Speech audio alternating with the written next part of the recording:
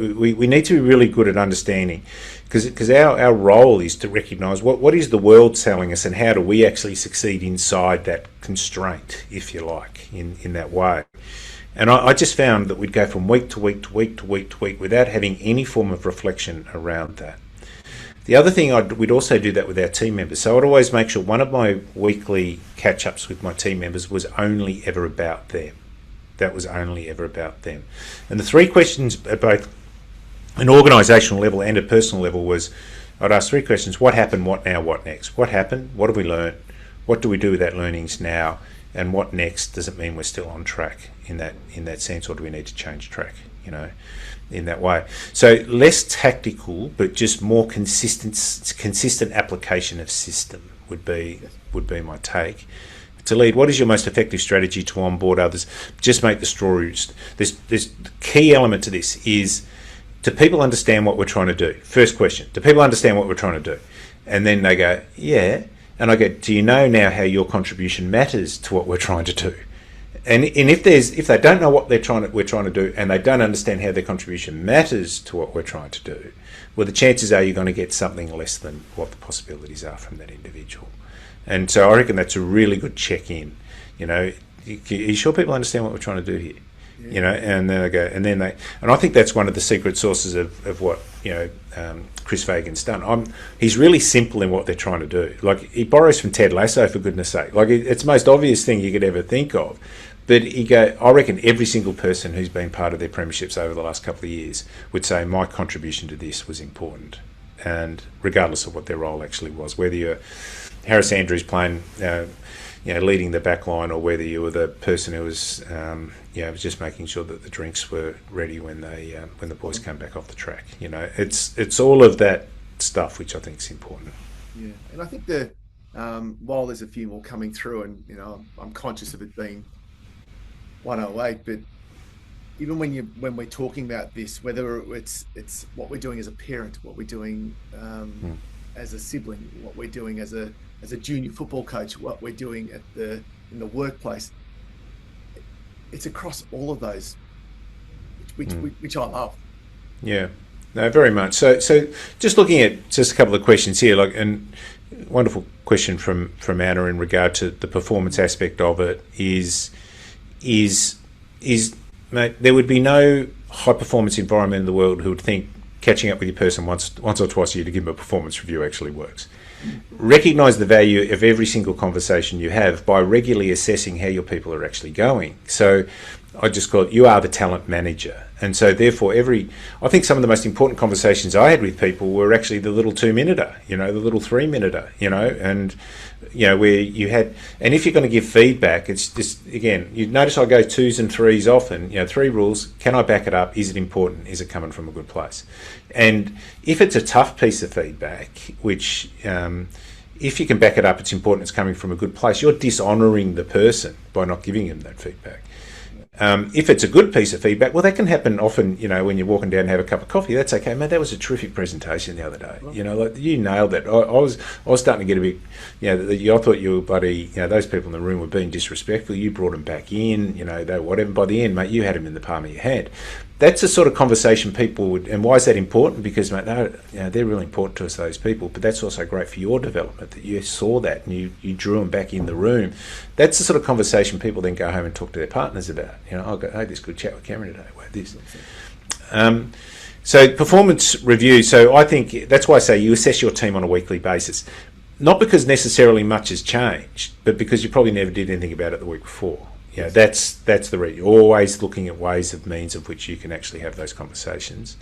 And there was also another one just in regard to the filtering of information. Yes, they do, and that's the line, no one tells a CEO their baby's ugly. But what you do is if you make it just a regular part of it, the first few times you've asked people to give you feedback, it's not very good. Then you coach them through. No, hang on, there must be more to this. You can't just, stop talking all the good shit.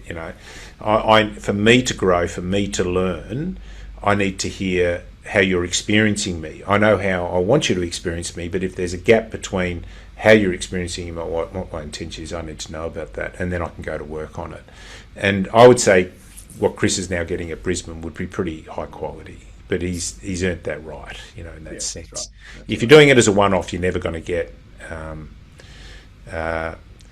can get that stuff. Yeah, that's exactly right. And like now, they're going to go through their next layer of challenges, and they will hit that head on as well. And I think that's the great part about what we do. There's always changes, but I think going back to, because I would like to wrap up, just conscious of your time, mate.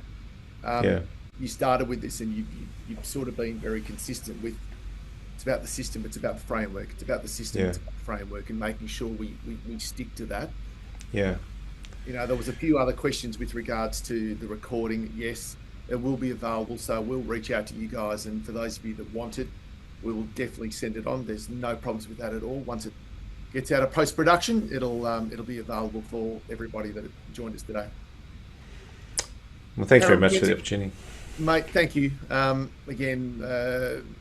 It's always fantastic. I love spending time with great people, and the ability to have you online for an hour or so has just been priceless. So hopefully everybody else that was online got a lot out of it, just as much as what I've written down as well, because I've got a lot here now to take away in the next hour or so. I like doing it straight away, reflecting, and then working through the different elements with work, and with as a father of 3 boys and a junior coach over here, and there's a lot of things that I've taken away. So I certainly appreciate you being a part of this masterclass today, mate. No worries. Well, there's just there is my little podcast in the arena. We've now sort of 33 or so. We've had some great guests. Craigie's been on a couple of times. It's been fantastic. And it basically is it's the lessons learned.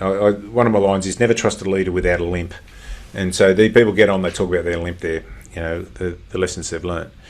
Also, there's a lot of writing. I try to write something once a week. I'm doing a thing on Neil Danaher's Day and try to do that and do some artwork. I'm sort of practicing artist as well, so I like doing that stuff. Artwork's very good. Sorry? Certainly not practicing. It's got past practicing. Oh, you're always practicing, mate. Don't worry. So I think that's part of it. No, I ended up studying fine art, so that was something which I was very lucky and very fortunate to be able to do when I finished in footy. And then there's about sort of 25 little videos, similar sort of conversations to this. They're probably 4 or 5 years old now, but I think they probably still stack up. And so the website design.co, it actually is just www.design.co, I wanted to make it sort of quite resource rich, that people can go on there and look at videos, they can read a heap of blogs, and they can watch the podcast. But the podcast is obviously on Apple and Spotify and all. That's called In the Arena. The Arena. Yeah. Make sure everyone gets on there and looks at all the resources, use it. That's what it's for. And again, this is about, we spoke about this in terms of what do you need to be a student of, and constant learning.